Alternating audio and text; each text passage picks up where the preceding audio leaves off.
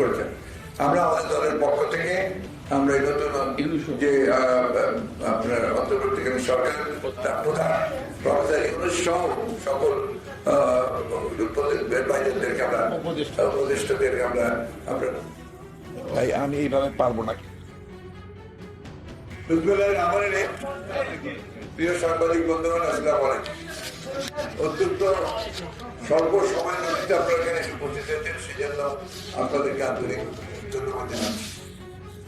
আমি আমার কথা শুরু করার আগেই আমরা আবারও এই সাম্প্রতিক আন্দোলনে যারা শহীদ হয়েছেন তাদের প্রতি গভীর শ্রদ্ধা জানাই। আপনি জানেন যে গত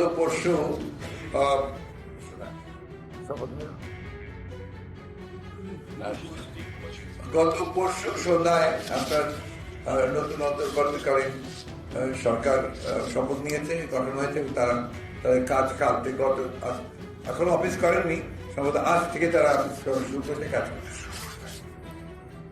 সবে আমি একটি বিপ্লবের পরে, এত বড় একটি বিপ্লবের পরে কিছু কিছু সমস্যা থাকতেই পারে। আর যেখানে আপনার এমন একটা অচলাবস্থা সৃষ্টি হয়েছিল, যেখান থেকে আপনার এখন থেকে আবার একদম পুরো নর্মালসিতে নিয়ে আসার এটা এত সহজ নয়।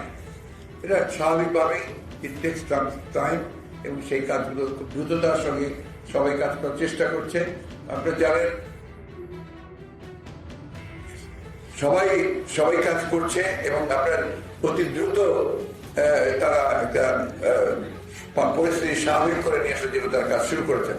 আমরা আমাদের দলের পক্ষ থেকে আমরা এই নতুন যে আপনার অন্তর্বর্তীকালীন সরকার তার প্রধান প্রফেসর ইউনূস সহ সকল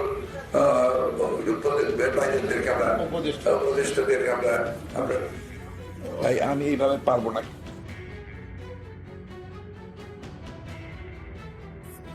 আপনারা দয়া করে একটা কেটে শুরু করবেন আবার। বেগু, হ্যাঁ প্লিজ। আমরা অন্তর্বর্তীকালীন সরকারকে আন্তরিকভাবে ধন্যবাদ জানাচ্ছি যে তারা আন্তরিকতার সঙ্গে তাদের কাজ শুরু করেছেন। প্রথমে যে কাজগুলো তারা শুরু করেছেন সেই কাজগুলোর সঙ্গে গোটা দেশের জাতির কাছে অনেকটা আপনার একটা আশার সৃষ্টি করেছে। আপনারা জানেন ইতিমধ্যে সুপ্রিম কোর্ট থেকে 4জন বা 5জন 6জন বিচারপতি পদত্যাগ করেছেন। নতুন একজন প্রধান বিচারপতিকে বোধহয় নিয়োগ দিয়েছেন প্রেসিডেন্ট, তাই না? প্রধান বিচারপতি হিসেবে নিয়োগ দিয়েছেন, তো